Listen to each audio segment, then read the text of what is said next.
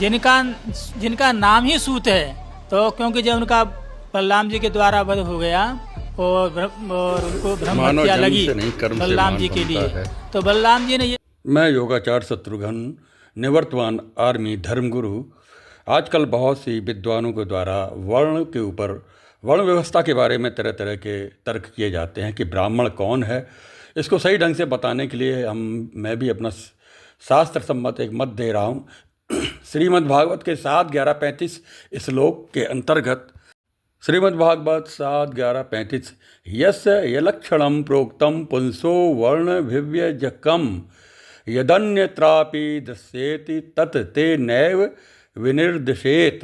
यानी कि यदि किसी वर्ण का लक्षण दूसरे वर्ण वाले से मिल जाए, यानी वर्ण वाले से मिले, तो उसी वर्ण का समझना चाहिए। इसी श्रीमद् भागवत में भगवान श्री कृष्ण और उद्धव के संवाद में दिया गया है।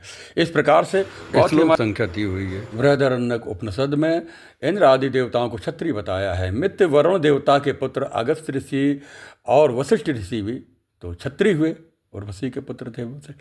तो ब्राह्मण का पुत्र विद्या प्राप्त में असफल हो जाए तो वह शूद्र बन जाता है, और अधर्म पाप कर्म धारण कर वो राक्षस भी बन जाता है। इसी तरह शूद्र या दस्यु का पुत्र भी विद्या प्राप्त के उपरांत ब्राह्मण, क्षत्रिय या वैश्य वर्ण को प्राप्त कर जाता है। ऐसे हमारा शास्त्रों का मत है।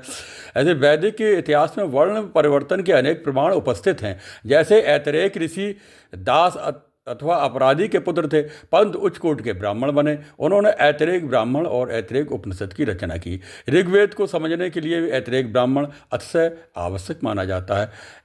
एलुस ऋषि हैं, उनको दासी पुत्र थे, ज्वारी और हीन चरित्र भी थे, परंतु बाद में उन्होंने अध्ययन और ऋग्वेद का अनुसंधान करके गुणों को धारण करके आविष्कार किए। ऋषियों ने उनको आमंत्रित कर आचार्य पद आसीन कराया। ऐतरेय ब्राह्मण सत्यकाम जवाले भी गणिका वैश्या के पुत्र थे, कर्मों से ब्राह्मणत्व को प्राप्त हुए।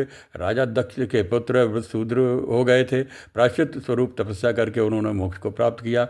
इसी प्रकार बहुत से जो सूत जी थे, उनके पिताजी क्षत्रिय थे और माता ब्राह्मणी थी जो सूत्र। इसी प्रकार रोमहर्षण सूत्र हुए। राजा न्यायदिष्ट के पुत्र नभाग वैश्य हुए। पुनः उनके कई पुत्रों ने क्षत्रिय वर्ण को अपनाया। विष्णु पुराण में 4-1-13, इस प्रकार से विष्णु पुराण में 4-1-14 और ऐतरेय ब्राह्मण में 2-19। इस प्रकार हमारे धर्म ग्रंथों में इस प्रकार का उदाहरण मिलते हैं। इसका मैंने इसमें पोस्ट लगा दी।